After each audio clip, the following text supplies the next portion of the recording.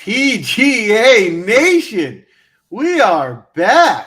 I've missed you. I know it's only been a week off, but it felt like longer. I've missed you all. I'm ready to get back to the draft, but there's a few things to recap before we get there. We're going to head over to Mexico this week. It's at a course that's never been played before, so it's going to be new, right? There's not all the metrics that we're used to having. Some will look at that as, I don't know where I can find an edge. Some look at that as, I have a bigger edge because I'm doing the research. So that's going to be your personal preference. It's definitely an interesting field. I mean, you got John Rahm, and then you got the JV team. So how you play with that, I don't know, but it should be interesting. Coming off, the last time we did the show was the Masters, which, was a good week. I think we were all pretty well on in terms of guys we were touting. Last week in the Zurich was the team event. We took off. I didn't play much last week, but I hope you guys, had a successful week. And now this week, it's time to really dive back in. So, Sia, why don't you kick us off? How are you doing tonight? I'm pretty good. I do want to say, we were talking pre-show. It looks like Andy Lack won when he was on the show with us for the Masters, right? So, looks like he won that one. Spencer came in second place. So, finally, Spencer's not in first place. I'm actually kind of relieved, I got to be honest, because I'm sharing this audience team. The audience team, not all the time, but, when we have a guest on, and they don't typically, finish ahead of the Joels and the Spencers of the world. So I'm actually kind of happy to have my own team this week. No offense to the audience. You guys take that as bulletin board material. You guys come beat me this week, what have you. But I'm excited to kind of throw my hat singularly in the ring. I'll tell you what, though, I'm so excited about the Mexico Open. I know that sounds weird, but I really like the Zurich Classic. Like, we didn't have our show last week. I still was like semi-excited about it, but the way it played out, it just wasn't interesting to me. And I understand, like, I wasn't on Cantlay and Xander. I still think if I was on them, I was on Horschel and Burns, by the way. It's not like it was a disaster or anything, but I still think if I was on Xander and Cantlay, I still don't think it was going to be that exciting for me. So I'm just happy about having kind of a normal tournament. It's a new course and all that. I don't care. I actually see that as an edge for all of us and the people that listen to us. So I'm excited to get after it. I love it. Spence, how about you? How you doing this week? I'm doing well also. I took last week off entirely. I tweeted it out. I pretty much just did handicapping for the NFL draft that's coming up. And the only thing I wanted to say to you, Joel, because I don't think you get enough credit for it, because we've talked about it before, and I know everybody knows that you are the one that came up with this idea, but I just want to reiterate that stance again. Like, this is a great concept of a show. It's something that's unique in the space. I've said it a million times that I like doing things that are not the same as everybody else out there. And this wasn't my idea. It's 100% Joel's idea on this. So just honored to be a part of it with you too. And, great idea, Joel. Well, hold on, Joel, before you even respond, Spencer, you had a hand in developing it, but you're right. It was 100% Joel's initial idea. I was literally just in the background listening to you guys being like, I guess this is a good idea. And then when it happened, I was like, oh, this is a great idea. And that's, sorry to interrupt you, Joel, but that's reflected in some of the guests that we've brought on, the Jason Sobels of the world, the Andy Lax, PGA tout, Model Maniac, you name it. They've been, in fact, I reached out to Geoff Fienberg just a few days ago. I think he's going to be, willing to come onto the show within the next few weeks as well. So, I mean, I think everybody's sort of gravitating to this idea. It's different. And I think different, especially in the golf space in particular, is really good because unfortunately it's hard to deviate from, and I'm not even criticizing the other people. We were doing that too. It's hard to deviate from the standard sort of DFS format. And I think this is I'm really like, we have so many people in the chat right now kind of making comments. Like, I want all of you to kind of make sure the word gets out because, we're trying to as well, and we got some good guests, but let's keep this thing going. Joel, I'm so sorry to interrupt. I just felt like I had to interject there. No, I appreciate it. Listen, I appreciate the kind words, but the reality of the situation is we're doing something a little different, but it works, and it's good because it's you two, right? It's the three of us doing it. We have great guests, doing a draft with just, our audience also makes it work because we have the best audience in the biz.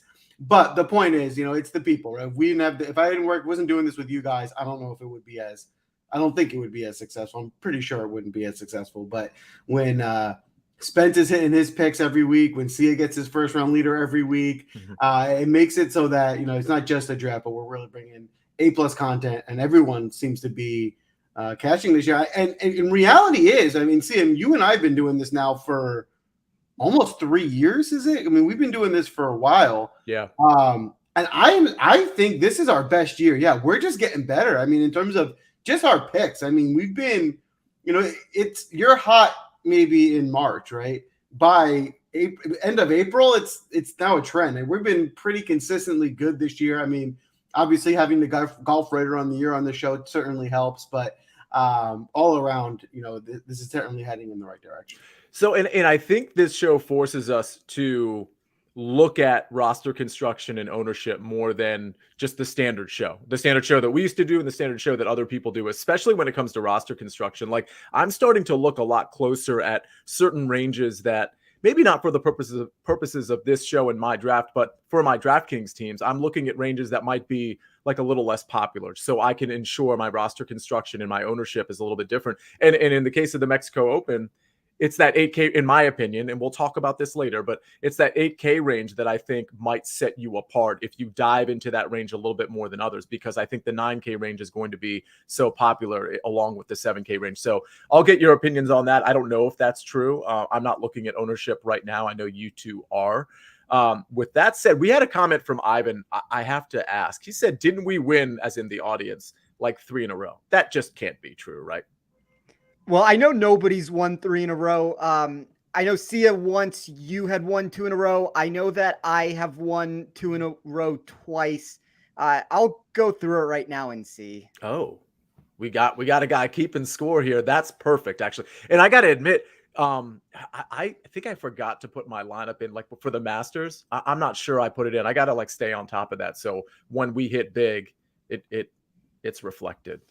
Just to add to that, so the audience won the week that Jason Sobel was on, but that was combined with you, Sia.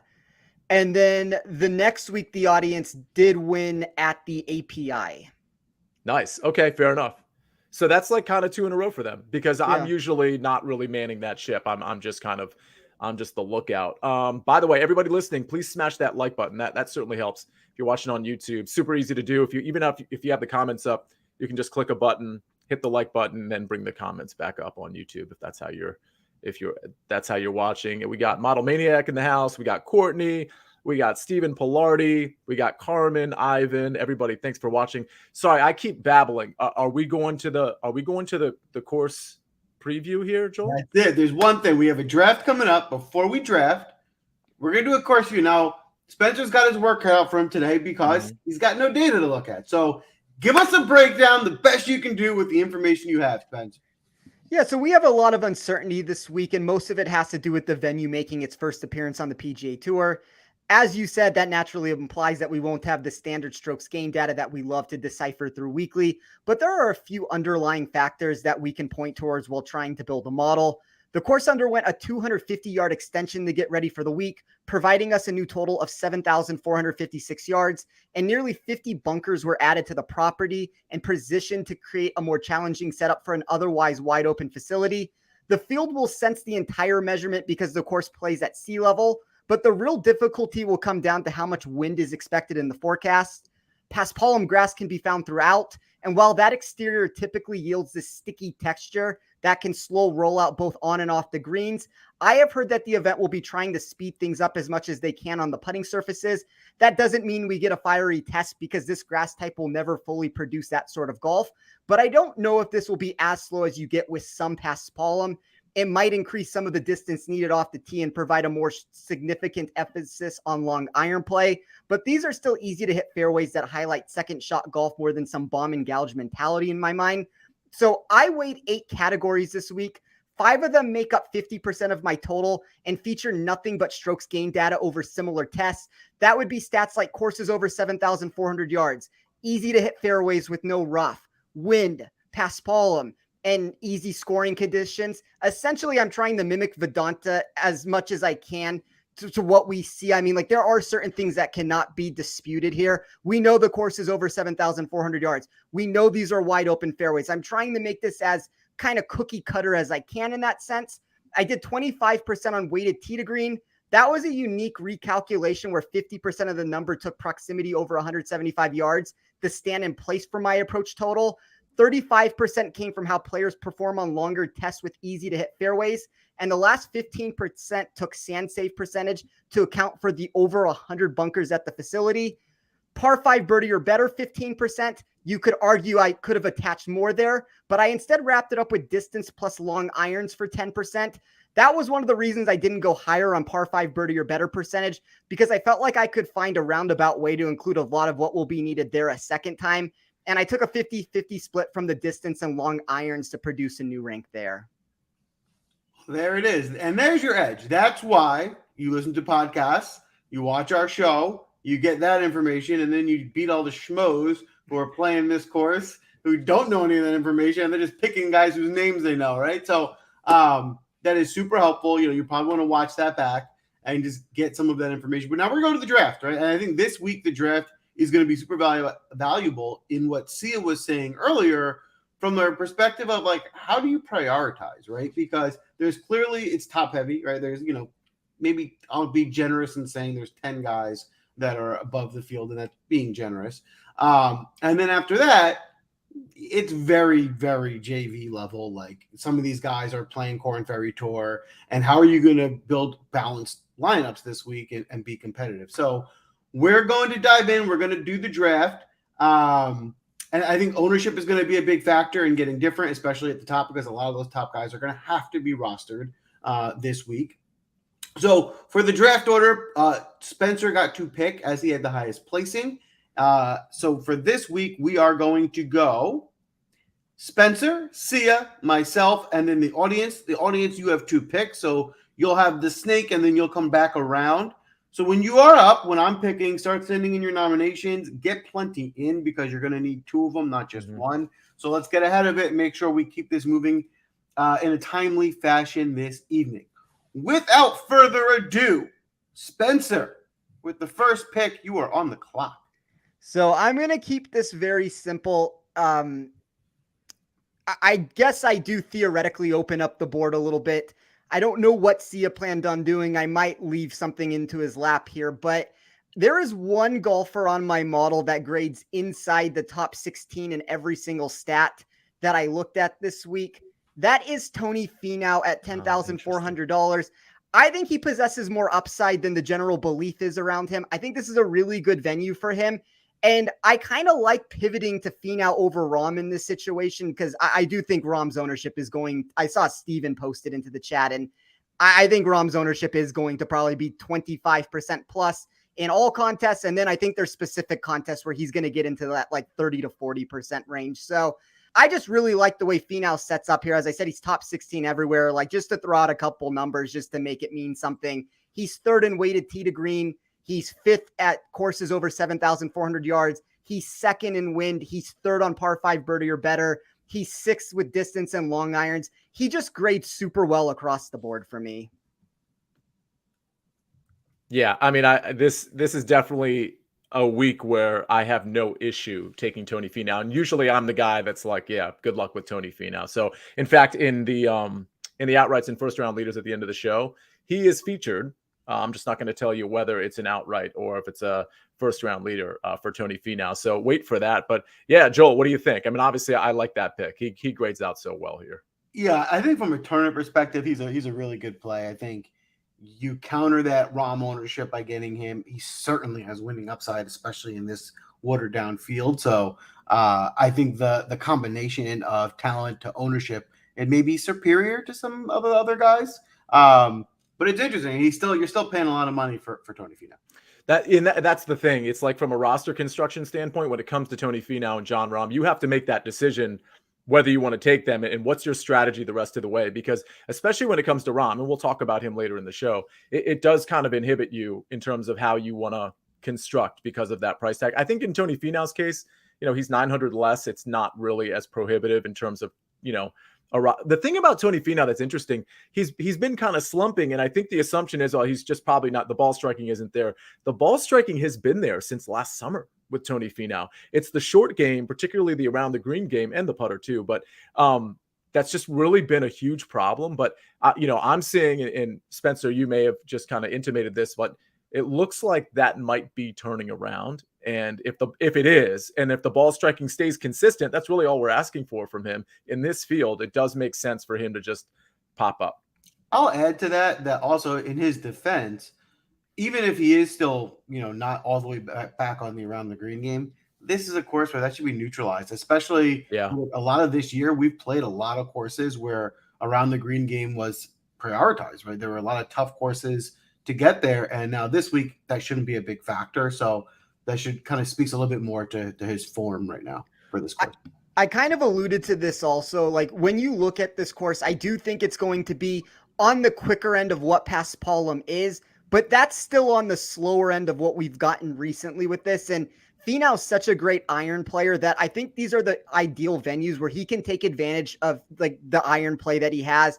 He can be more aggressive on the putts. And I think naturally he ends up making more putts because he doesn't try to lag them in and he can actually hit the strokes. So I just really like him when things slow down.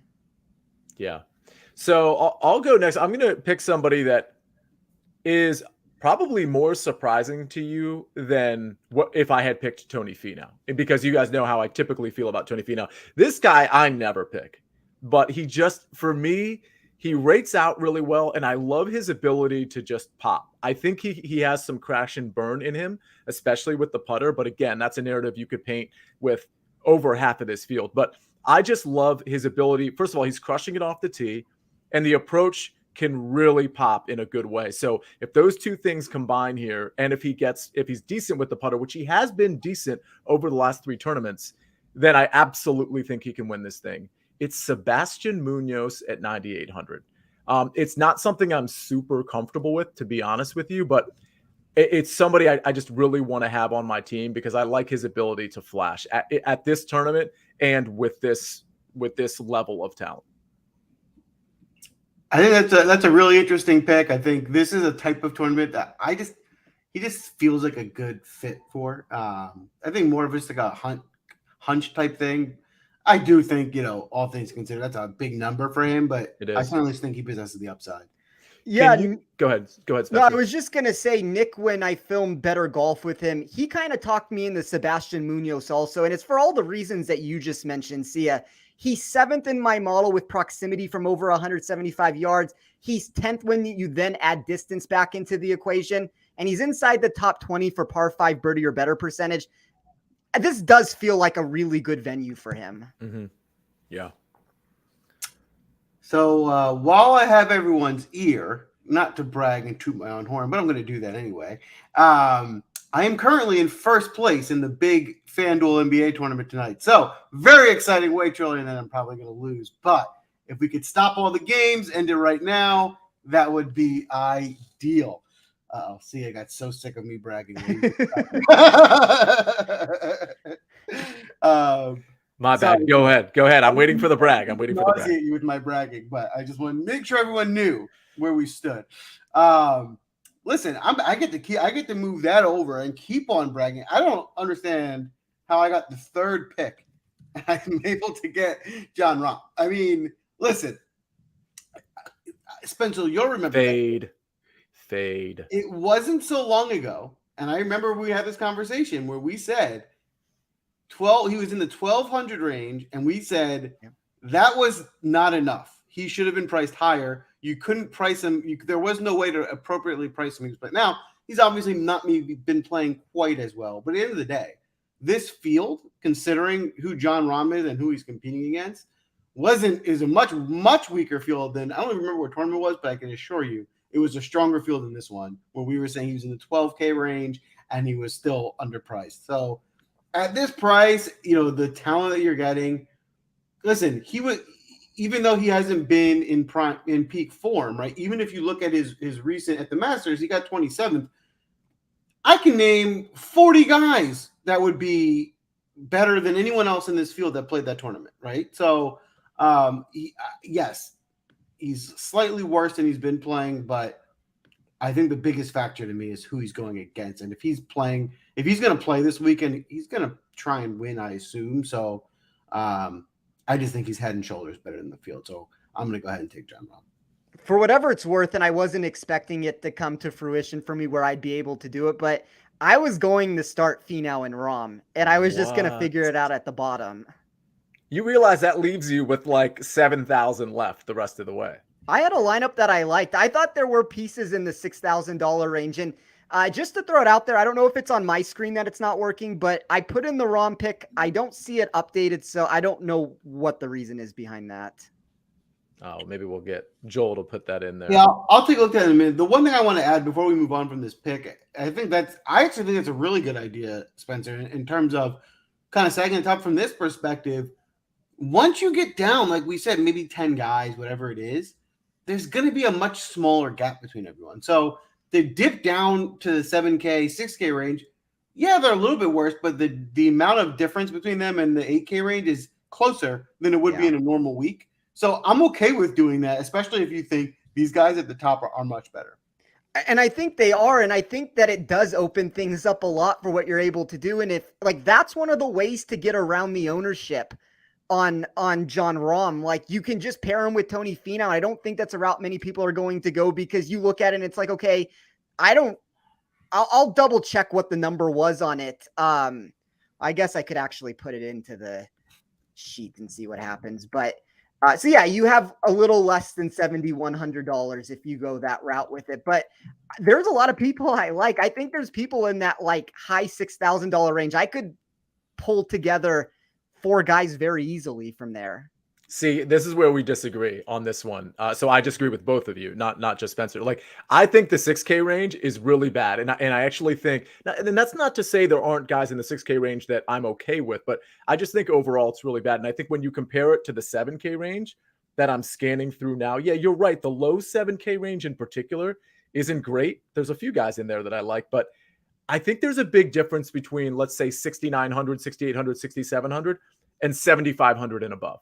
I think there's a really big gap there. I could be wrong. Like, honestly, like it sounds really awesome to have a team with Jon Rahm and Tony Finau.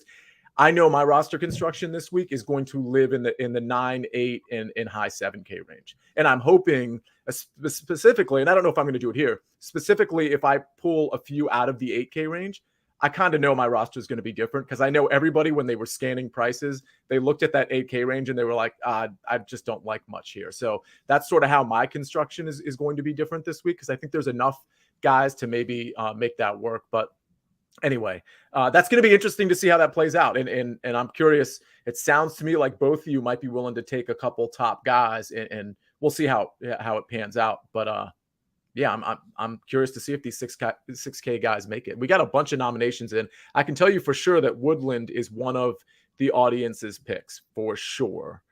And I'm looking to see if we've got a second. Oh, it looks like we have a second on Aaron Wise. We're going to let Steven cheat and put in the 3 at a time, just because he's nice enough to join us instead of working on his ownership article for us, which will come out tomorrow around 5 or 6 o'clock. So we'll let that happen. And William Neal seconded Wise, and so those are the 2. All right, so I think those are good picks. Again, you're being balanced. I don't think there's a wrong way to go about this week. I mean, like I said, anything can happen. See, I think made a good point, right? Go and see his route. You'll probably have higher odds of getting 6 out of 6, which is also very important. So depends on which type of volatility you want to take on. But I think there's no wrong way to build a roster here this week, right? So let's get Reese's as a sponsor. Yeah, what did you say? Oh, yeah, that's good. Okay, my bad. One thing I want to get your opinion on this, Joel and Spencer. Spencer, I'll start with you on this. I mean, this seems like an obvious point, but I might be missing the mark here. This is a tournament where having 6 of 6 is really, really important, because it's a resort-style course, and unless the wind is really high and really volatile, you're going to be scoring on Saturday and Sunday quite a bit. So your 5 out of 6 lineup is going to be kind of trash by Sunday afternoon against the 6 of 6s. And that's not always the case. You guys agree with that the approach of, hey, let me try to get 6 out of 6 through maybe more this week than any other week is the play? Sure. I mean, that makes logical sense on the surface. The only pushback I would say to that, and it's kind of what Joel was mentioning earlier, I'm not so sure that these $8,000 golfers are that much safer than these guys in the $6,000 range.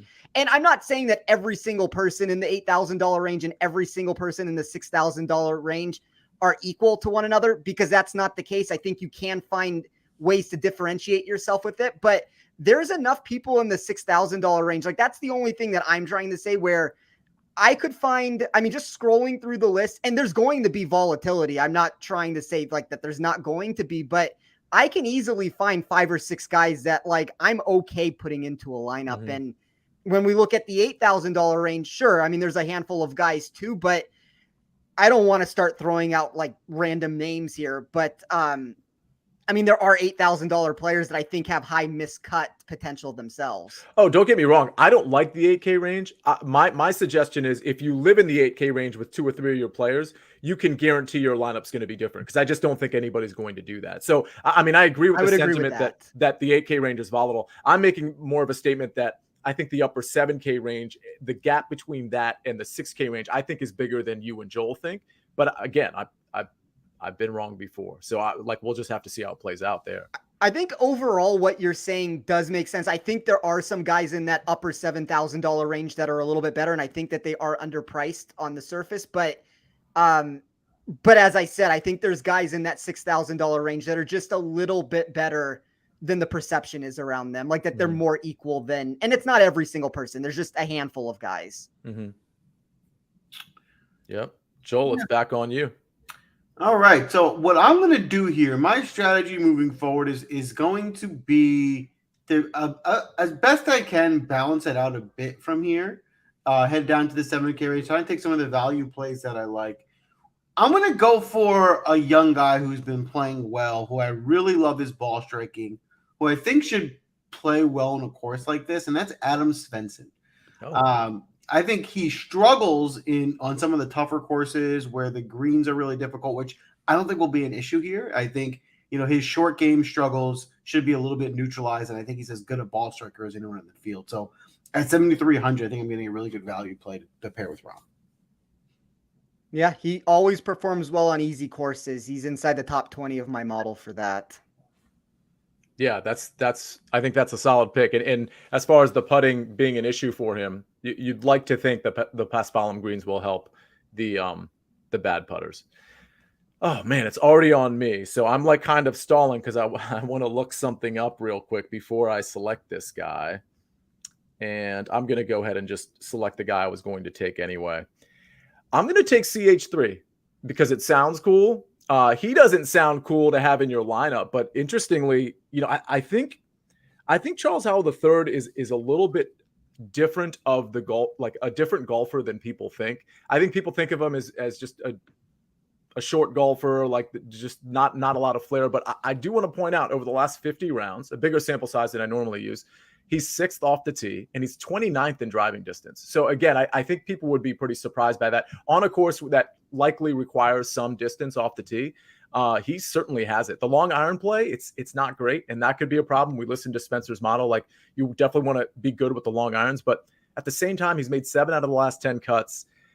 Only issue really for him has been the putter. And again, that's just one of those things where, can it turn around on these greens? Yeah, probably. And it's not like he's a Kyle Stanley type putter or anything. I mean, he's just hasn't been that great. So I think at 8,400, I think there's some pretty sneaky value there. I don't suspect there's going to be a lot of ownership there either. You guys can correct me if I'm wrong, because I'm not looking at it at the moment. But that's how I'm going to start my team: Sebastian Munoz and CH3. So I know I've said a lot of negative comments about the $8,000 range. I think that's the play in the $8,000 range. I think he is the one that's probably underpriced compared to everybody else. Fair enough. Do you know what the ownership, are other people seeing that too? What's the ownership looking like on CH3? I see about 10.5%, which is in line with where everybody else is in that range. Yeah. Okay. That's cool. Yeah. I was unfortunately hoping to grab him. I think that he makes a lot of sense in this tournament. Excellent. All right. I will take us with the next 2 picks here. I have one guy that I know I want to select. I'm going to stall in the process and try to figure out a second one, because Howell was going to be the second pick there. But with the first selection, I will take JT Poston at 7,500. 2 top 41s over his last 2 starts for him. I've noticed this trend in his game. And by the way, he's 12th in my model overall. But when you give him these easy courses, where it's easy to hit the fairway and there's no rough. He grades inside the top 16 of my model. And I know the one thing everybody's going to want to point towards is his iron play, and it's bad.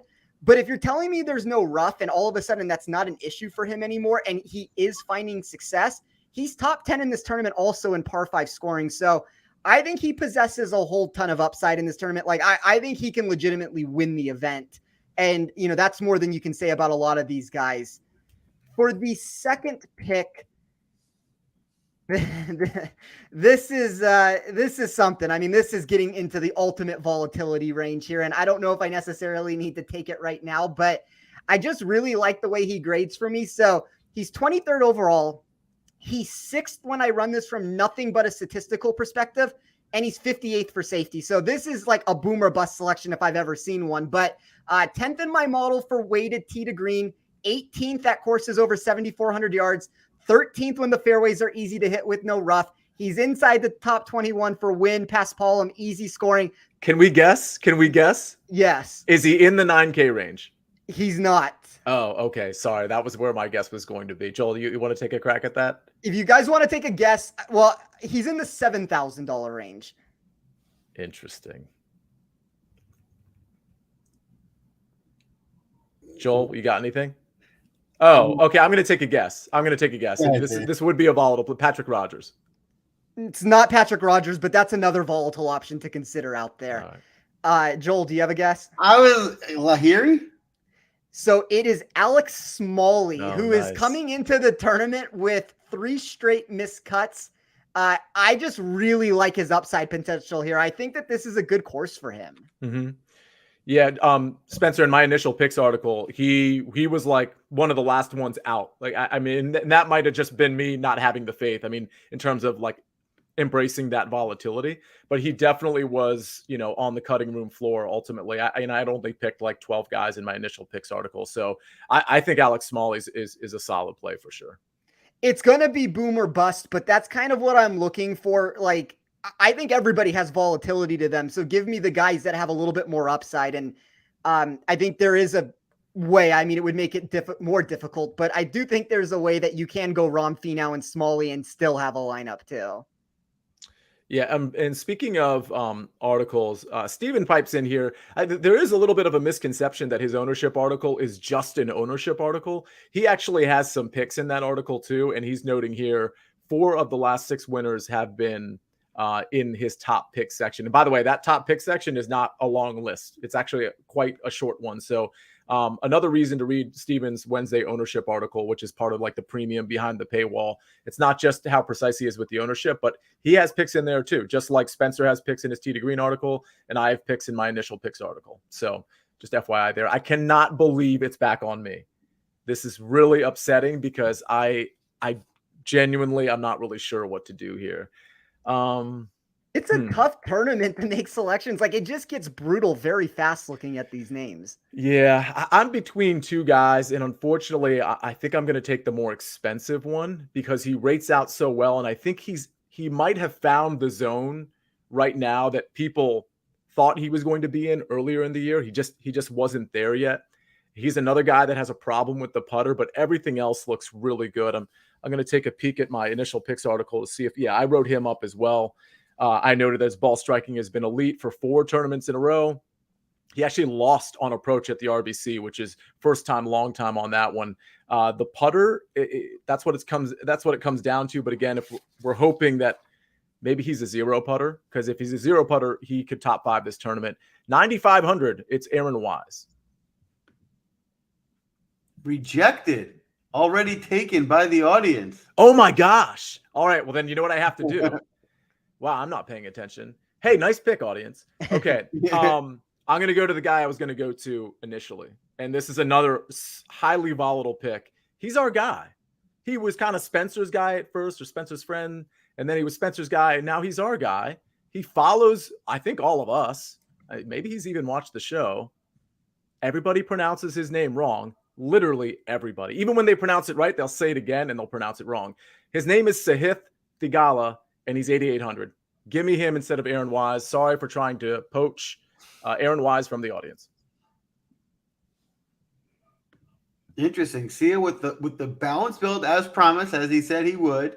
Yeah, I mean, I think it's an interesting play. You got a nice looking start to your team there. So it's really good also just to see kind of what it looks like when you go in balance versus going stars and scrubs. Mhm. What does that look like? What do you get? And so I think Wise is a good pick. I think this tournament he can win. Again, I know it's hard. And he's certainly priced fairly for the tournament. It's just sticker shock maybe to see that number on his name, but he certainly has upside in the way he's been playing this season. I like that pick. Yeah, I think one of my goals in this tournament was, at least for this show, was to at least have a couple of 8K guys in my lineup. Maybe even a third one. We'll see. Just to make it a little bit different. I do think Sahith Theegala has tremendous upside. He flashed some of that a few months ago. Was it at the Players? I'm trying to remember, guys. But either way, he's. I think wasn't it Phoenix? Oh, that's right. That's right. Not the Players. Yeah, it was Phoenix. And you know, that inconsistency off the tee where he kind of sprays it a little bit. Obviously that's not going to be as big of an issue here. So definitely a dangerous option, but you know, well, I drafted Sebastian Munoz first, so I'm looking for guys who can pop. Yeah, you're going for the upside. I like it. You know, I normally most weeks I think I tend to try and draft more like Sia. The more balanced approach. Sia watching this show. I don't even have like the NBA playoffs on. There's like literally no excuse for that. Anyway, that's funny, Zach. Thanks. That was good. No, but I tend to take that strategy more often. This week I'm different. I'm just having a hard time getting away from Rom and doing so. Obviously, it's hard to be balanced.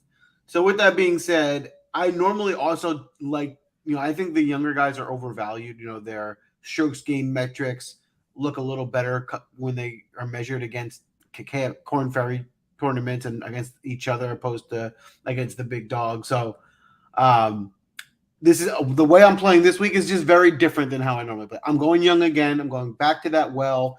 If there's a week for these guys to succeed, it's this one. And this time I'm going with Austin Smotherman. Similar type. You know, this is a guy who's been gaining strokes, ball striking pretty consistently this season. He's got a handful of top 30s. He does struggle around the green and putting, which kind of my thought is that I hope will be neutralized. So if he neutralizes that around the green and putting game and he excels with his ball striking, he should be able to put up a number. So I'm going to start there. I'm going to go there as well. And again, leaving me still some balance to kind of round out my first pick with Ron. I like it. He was one of the guys I wrote up in my initial picks article. Definitely volatile, but has the upside for sure. The only pushback I would say to it is he's going to be very popular. Mm-hmm. Really? What's the number you're looking at? 15%. Wow. Oh, that is high. I didn't know that. At 15%, I probably wouldn't like him as much. The number I saw in him was closer to 8 or 9. So if it is about closer to 15, then I would probably go elsewhere. But if it says under 10, I'd be comfortable with it. Yeah, it's a completely different game if this is under 10 versus if he's one of the top players on the board at 15% plus. Agreed. Speaking of popular players, the audience has picked one of their two, so keep nominating because Nate Lashley is one of your next two. I think Nate Lashley is a pretty great pick, but I'm wondering what his ownership is at the moment. 9.4%. Oh, it's not terrible. Okay. No. If you look at the course comps, Nate Lashley makes a lot of sense. I mean, he's coming off a miscut at the RBC, but at Corrales in Puerto Rico, T15, T7, and prior to the RBC, he had 4 top 30s in a row, which of course included those 2 tournaments as well. But seems like a good setup. Are we missing something? Like if you look at the longer form, like 50 rounds or so, there's some potential issues there. But Spencer, I'll ask you, how are you feeling about Nate Lashley this week? Well, I mean, I run it for 2 years and my numbers still seem to like him. He's 25th overall in my model. I mean, I'm scrolling through to find like if there's any red flags. I guess like the only problem would be his par 5 scoring. But other than that, I don't have any massive concerns with him. Yeah, I like it. That would have definitely been my next pick. Maybe it should have been my third pick. I really like that play, and I really like the team that the audience is. Man, I really gave him some bulletin board material at the outset of the show, right? They are like highly motivated with 7,700 to go for their next 3. That's pretty strong start. So do we have I've been trying to go see it. Do we have, is it Windham Clark that just got nominated a second time? Yes. Windham Clark by William Neal and Courtney Harden. And Zach endorses that as well. So that's going to be another one for them. Certainly a heavy hitter. I don't know that he's been as good off the tee lately as we kind of perceive him to be. Joel, any thoughts on Windham Clark? Is he in your pool? Yeah, he is actually. He's on my list of maybe. I mean, he wasn't going to be my next pick, but he was definitely someone I was considering to round out my roster. I think one thing I like about Windham Clark, he's been playing a little bit better more recently. But one of the things he graded out well on was on these kind of weird vacation course greens that are slow. He's not known to be a great putter. If he can, be a plus putter here and strike the ball, I think he can compete this week in his field. Fair enough. The only thing I'll add to that too is my model is kind of indifferent on him, but the one thing that I would note to it is when you look at some of these offshore books, I've seen him as low as like 40-1. Like he has gotten hammered. And that's noteworthy to me. Like I'm not going to remove a player from my pool when I'm kind of indifferent on them. And there does seem to be buzz in the, markets I respect at least. So that's noteworthy enough that I definitely think he's worth being in consideration. It's impressive. That's big. All right. So I'm going to pivot now. I'm going to spend up here. There's two guys I'm really between.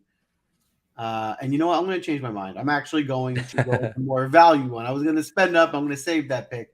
I'm going to go with Vaughn Taylor here, who I don't have to spend all my money on. It's, again, another value pick. Vaughn Taylor is a guy who we've seen compete in some of these bigger tournaments. At 6,900, I just think it's just a really good price for what he can get you. In his last three outings, he was 25th at Punta Cana. He missed a guy at the Valspar. He was 7th in Puerto Rico. So he's not going to overly impress you off the tee, but he's a really good ball striker. And I just think this is the type of field where he can really compete in. Sure. I don't have any arguments to that. Yeah, I think that's a solid pick. I am stalling. And that's not a hint that I'm picking Scott Stallings, who apparently has picked up some steam this week. Not for me this week, I don't think. But man, I am genuinely kind of upset that Nate Lashley is gone, because that's sort of who I just so you know, I'll probably start some teams with Sebastian Munoz, Charles Howell III, Sahith Theegala, and I'll probably add in Nate Lashley, because then that's going to pump me right back up to that 7,800 range, and then I can really play with maybe even another 9K guy, and then drop into the 6K range, or just a couple 8K, 7K guys. So I'm a little stuck now, because interestingly, I kind of want to go into the 6K range, but that kind of defeats the purpose of my whole strategy with the balanced lineup. But I'm going to go ahead and do it anyway, and I'm going to take a guy that is kind of off the radar, although people are talking about him. And frankly, it was Rick who put this guy in my brain. Rick Gaiman on Monday on the first cut, because I hadn't even considered him. He is like the Monday qualifier of Monday qualifiers. And I kind of like that. And on these resort courses, I think he has a pretty good track record, and he's only 6,500. So there goes the balanced lineup. But I do think this guy can make the cut. It's Patrick Flavin. So Flavor Flav, you're on team Nejad. Let's go.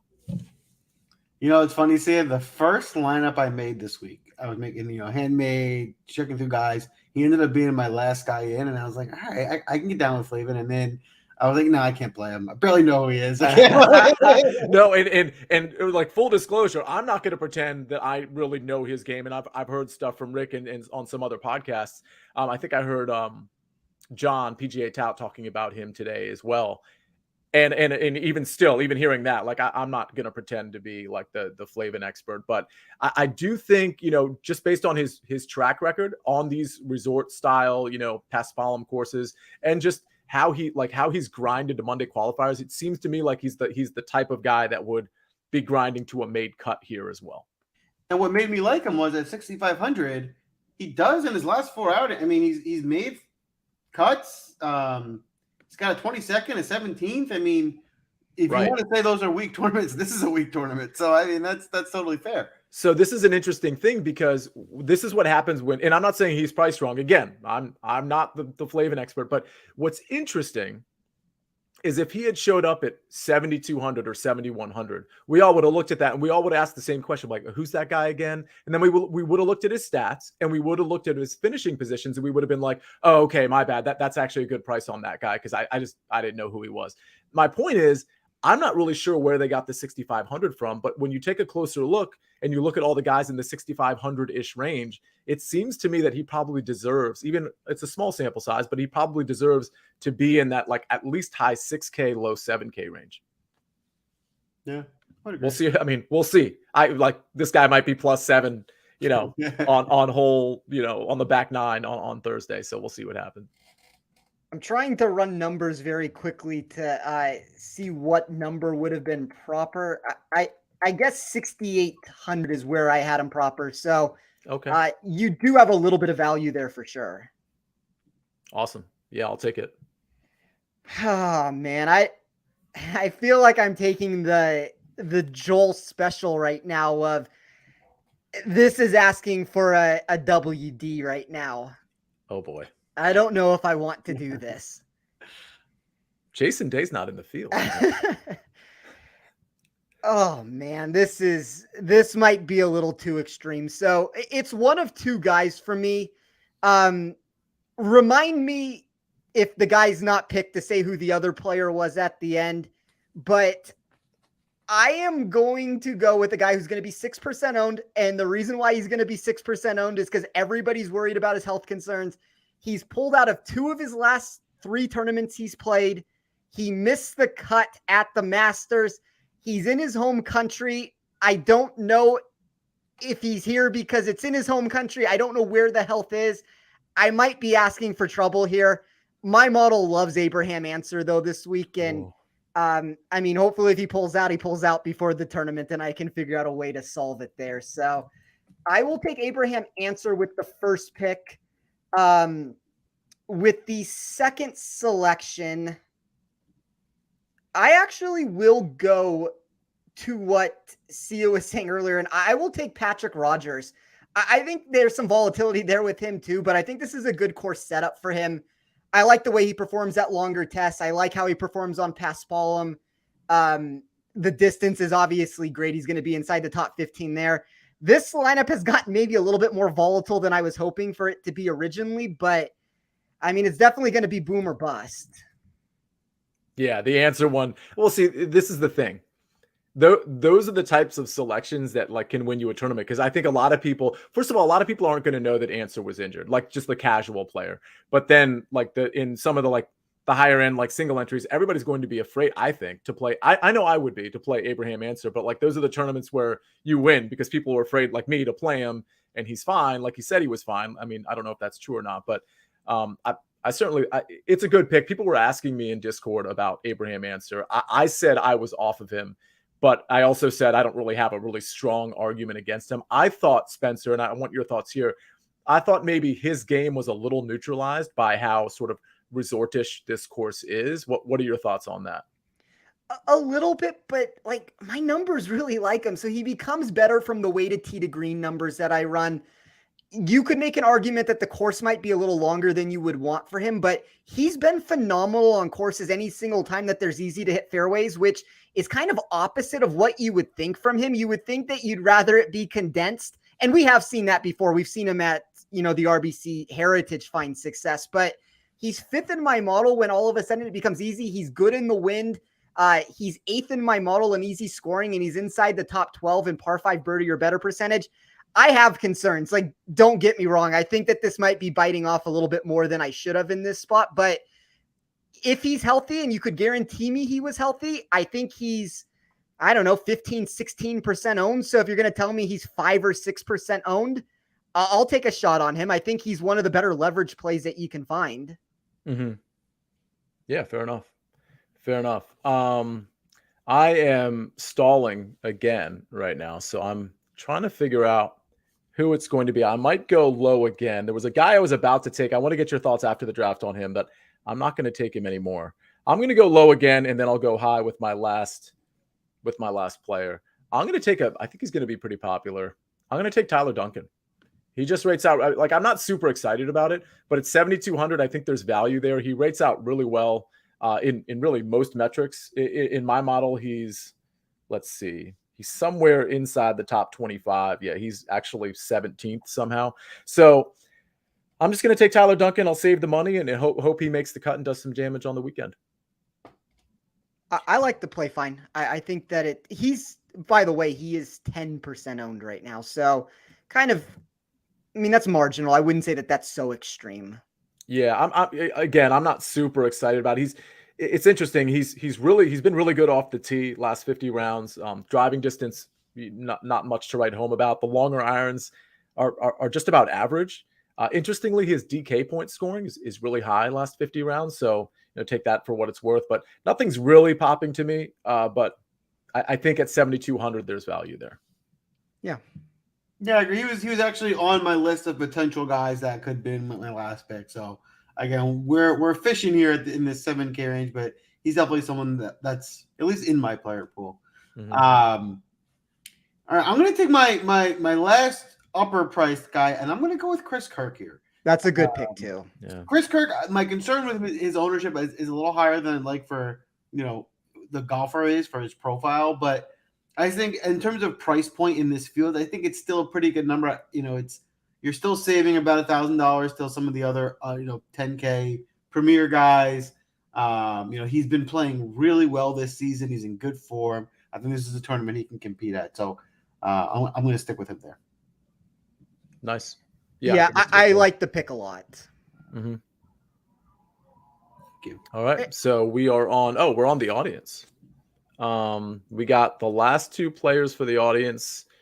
Looking at nominations, how much do they have remaining? About 7,700 or so and change. Yeah, 7,750.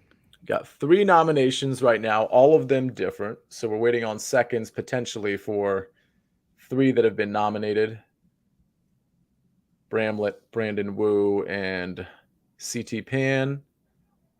What do we got? Any other nominations? All right, we got Brandon Wu. Brandon Wu is the first of 2 players for the audience. And Courtney is seconding. Oh, CT Pan. Oh, and Ivan seconded CT Pan too, I believe. So there we go. That rounds out the team. What do you guys have an opinion on either of those 2 guys? Are they in your player pool? My model loved Brandon Wu. I was shocked. He graded 14th overall, and a lot of it had to do with the weighted tee to green numbers that I ran from him. So on a normal course, I have him 107th. For this specific course, I had him 25th. That is, I believe, the largest discrepancy of anybody in the tournament. So, that means something to me. I don't know how much I necessarily trust him, but we're all throwing darts at this point, and I certainly think he's one of your dart throws that makes sense to try to do at this point. Mm-hmm. All right. Yeah, I think the audience did a good job, Sia, kind of executing your strategy, right? I think they're a little bit more balanced. I don't think they have a major weakness. I think they have cut makers. I think they did a good job. Totally agree. I think that's a great lineup. Agree. All right. So I'm down to 2 players for my last pick. Since you see 2 left, I don't care if you still might the guy I don't take. I'm going to be honest. I'm deciding between Nick Taylor and Chase Seifer. Both same price. I think they're both have really strong ball striking numbers. I am leaning toward Chase Seifer, so I'm going to take that. That's going to be my pick, but very close to taking Nick Taylor as well. I think as we're seeing as we go through this draft, there's probably close to 10 guys, 7,000 to 6,900 to 7,500, maybe 12 that are just very similar. We all kind of mentioned them. We're taking them, but that's going to be, I think, where you have to really hit to be successful this week. Mm-hmm. Yeah. All right. So it's on me. So there were a couple guys. I wish I had a little bit more left over, but there was a couple guys I was debating between here with 9,300 left. It was Russell Knox and I don't think I'm revealing. Yeah. So it's not like Spencer can get any of these guys. It was Russell Knox or Matt Jones. Now, Matt Jones hasn't been drafted yet, correct? No. Yeah, I just, there's nothing about Matt Jones that really jumps out at me, to be honest with you. I mean, the metrics are good. The course fit is good, but they're not great. But I still think he's such a good course fit. So I'm going to go with Matt Jones here, who can hammer it off the tee. And sometimes he can pop with approach. So it's Matt Jones for me. Matt Jones, from an overall rank sense, is 4th overall for me. Wow. I think him and Charles Howell are two of the better values on the board if we're looking at $8,000 and up golfers within that range there. So I think you probably grab the two that make the most logical sense. Awesome. That sounds good. All right, Spencer, you got one pick left. All right, so just to talk about the player, and by the way, I think Chris Kirk made a ton of sense also. Like if there was another name I was going to throw out in the $9,000 range, if I didn't take answer, Chris Kirk is in this general area also. But I do like Cameron Tringali at 9,700, just to throw that name out there. In an ideal world, if Answer does, and I think he is fine, but if something ends up happening, he ends up hurting himself, that'll be where I end up pivoting for anybody that is curious there. So I like him. I think Matt Jones was a really good pick also. I think those are like the two guys in the $9,000 range that I want. But I am going to wrap this up. I mean, this lineup is just volatile to the very end with it, and I'm just going to keep rolling with it. So to me, it comes down to one of two plays. It's either Vincent Wiley at 6,800, which I do think is a little bit safer, or it's the guy I'm going to take at 6,800. I'm just going to shoot for the ultimate upside with it. So this player is 23rd in my model for weighted tee to green. He's 3rd in both a 2-year sample size and the last 24 rounds off the tee. The putter is horrible. Maybe it gets a little neutralized here to where he can find some sort of an advantage. He's a good win player. He's in the top 12 there, and he is 4th in par 5 birdie or better percentage. So I am going to shoot for the ultimate upside, and I am going to wrap this up with Trey Mullinax at 6,800. That was Stick's boy from a couple months ago, if I remember correctly. Yeah, Nick doesn't have the greatest track record. I'm going to try to change it for Team Better Golf at this point. Yeah, you can certainly smash it off the tee. That's for sure. That's a wrap for the draft. Take a look at the teams. I think it's interesting how we kind of went about roster construction this week. Take a look at some of the value plays. I think that's going to be one of the most important factors. Don't forget, you definitely need to get cut makers this week. So make sure you're considering all 6 of your guys, not just the top. Let us know. Drop in before we move on from the draft. Give us a like. Smash the like button. Give us a follow. Let us know which team you like the best, who you think is going to win. Good luck this week, but we're not done yet. Before we leave you guys, we are going to give you our outrights and our first round leaders. We're going to head over there now. And Sia, do you want to kick us off in the outright market? Yeah, I'm going to give you 4 guys as opposed to 5. Tony Fenow. We talked about him at the front end of the show. It's not like I'm in love with 22-1. I really kind of hate picking that, but at this tournament, I don't mind it. I do think this is a course, and this is a tournament where Tony Fenow could win, especially with the ball striking really continuing to be consistent and perhaps the short game turning around a little bit. So 22-1 there. Matt Jones, 55-1. I wasn't really super excited about betting Matt Jones until I saw the number. I thought he would be maybe closer to 50 or 45 or something, but 55-1 I think is a pretty solid number for him. Charles Howell III, 60-1. Does he win tournaments really? No, but again, this is a different type of field, and I do like how he rates out. And then finally, our guy, Sahith Theegala, who I have on my DraftKings team, who we are going to have on our show eventually. He's 80-1. So give me Sahith. I think he can win a tournament. That's a solid card. I like that. How about you, Spence? You look at on the outrights. So I also took Tony Fenow. I know he was 30-1 on DraftKings to start the week. Berger pulled out of the tournament. He fell to 25-1. That's where I ended up grabbing him. I see him at 22-1 now in the space. I'm still okay with that number. I wouldn't go lower than that, but Tony Fenow 22-1. I took Danny Lee 150-1. Yes. I liked, by the way, I really wanted to have Danny Lee on my card. So if I would have gone Tringali, it would have ended Tringali and Danny Lee. That's how I was going to end up finishing. What's his price? Is he in the sixes? He is 7,100. Oh, gotcha. Okay, okay. I'm a big Danny Lee guy. I like that. So Alex Smalley 90-1, JT Poston 100-1, Trey Mullinax 200-1, and then potentially I think he might be, and I didn't end up taking him, but I think he might be the best DraftKings play on the board at sub 1%. If you're looking for an ultimate dart throw that, I think he's 7,100 or 7,200, but Michael Thompson, 150 to 1 on DraftKings. If you can tell me that I can get a guy that my model loves for upside, like I'm going to just play him in the outright market right now, but I also think he's in play for GPP contests. Can I ask you real quick on Michael Thompson? Because he's a relatively shorter hitter, correct? Mm-hmm. Yeah, how's the long iron play? Because and the reason I point that out is because Ryan Armour at 6,900 is also a relatively short. Actually, he's a very short hitter. But his long iron play is really good. I'm just trying to figure out where you see the edge with Michael Thompson. It's exactly the same thing with him. So he's 23rd in my model from proximity from 175 yards and over.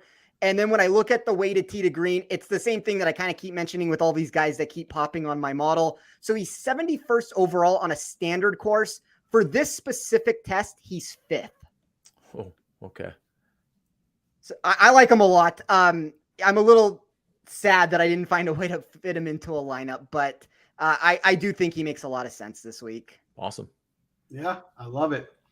For my card, I think this week obviously seems like a good week to throw some Hail Marys, right? Other than the top couple guys, I think it's anyone's game. At 151, I like Adam Svensson. Again, I drafted him pretty early. I really like him this week. I think this is a type of tournament he should do pretty well at. And I just think 150 to 1, it's a great number you're getting on him. I also like Brian Stewart at 130 to 1. It's these types of tournaments he tends to pop at. I probably will take him in like a top 20 bet as well. I think that's probably more realistic to hit. But 130 to 1 for him to win the tournament is a good number.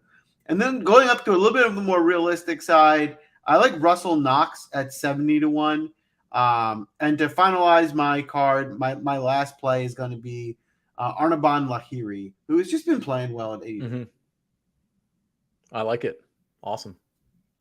That's a wrap for the outrights. Now we're going to leave you with the magic that is Sia's first round leaders, because Sia's streak this year is quite honestly just amazing.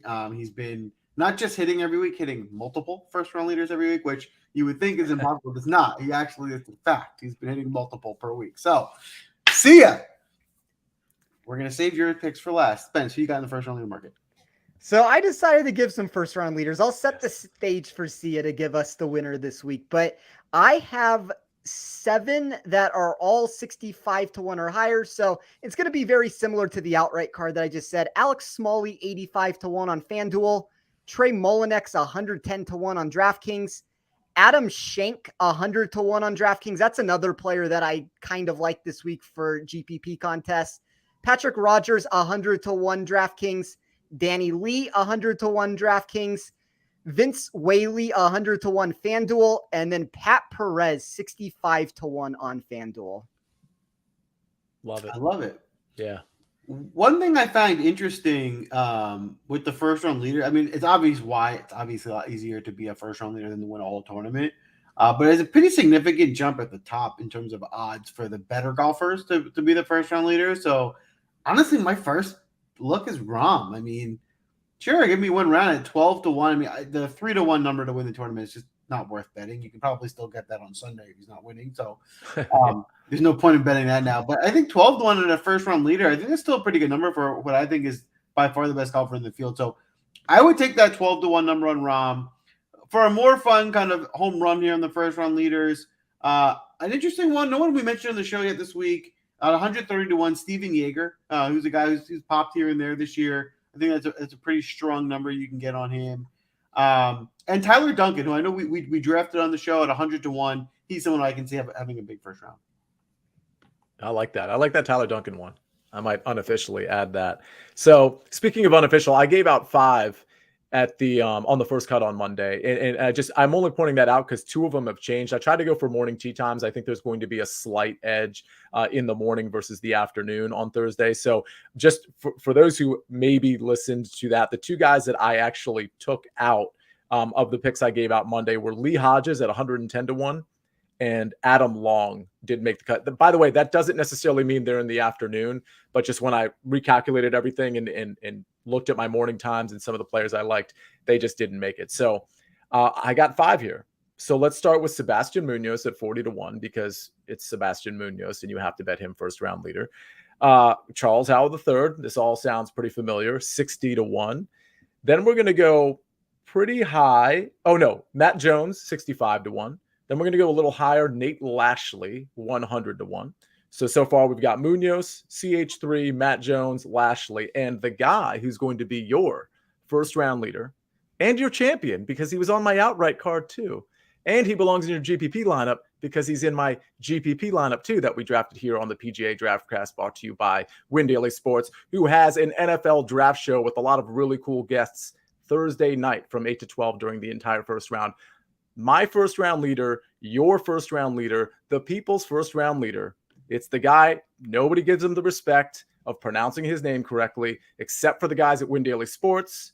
He's 75-1. His name is Sahith Theegala.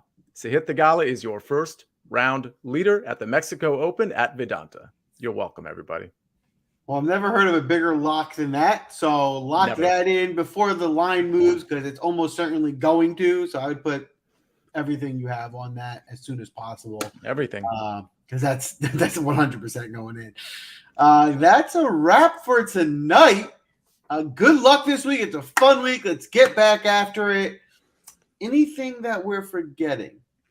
Just a reminder on the draft show Thursday night. You two both might be making an appearance on that. We've got some other cool guys. David Bierman from ESPN. I think I might get Chris Cody from the Levitard show. I think he might be on. Jeff Fienberg mentioned he might stop by. We've got David Meltzer, the influencer, former NFL agent. There's going to be a lot of cool people on the show, just kind of giving random takes. We're not just going to talk football in the draft. We're going to talk about a lot of other fun stuff too, including all the money we won on Sahith Theegala as the first round leader. And the only other thing is sports.